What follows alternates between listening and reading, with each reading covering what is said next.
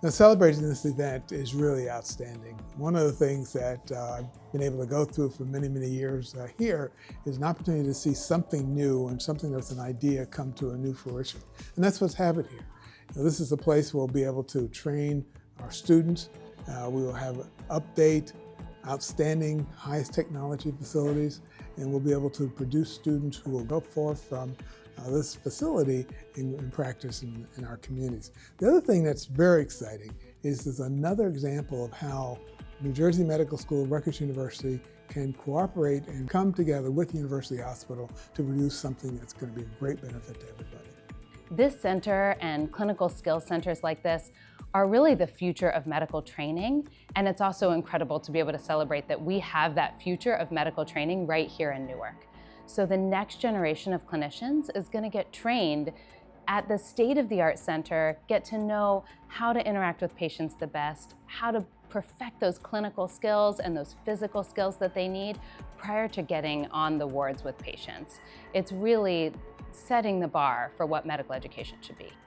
Clinical skills is a multi-use space. We have a bit more space here compared to the old area, but every room has a camera for a reason. Every room is meant to be a mixed-use space.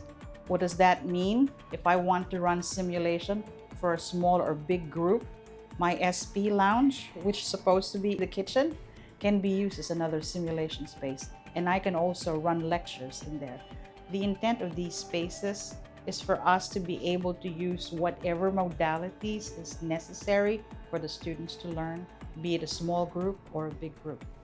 So a clinical skills center as a mode of teaching medical students is critically important to create a safe space for students to make mistakes and to learn from those mistakes. So having a space where faculty can observe students in those interactions and patient interactions, give them feedback, and have them repeat it and correct their behaviors is a profoundly important tactic for teaching medical students. So we all learn best from experiences. Having a space like this is critical to creating physicians, the type of physician that we want, that deeply listens, understands, and provides compassionate care for our patients. As a student, being here at this ribbon cutting is really exciting, and it feels great to finally see all the hard work that our administration, faculty, construction workers, everyone really put in to give us this educational space that really helps us grow as physicians, build our confidence, and everything that we need to kind of feel comfortable in the journey forward.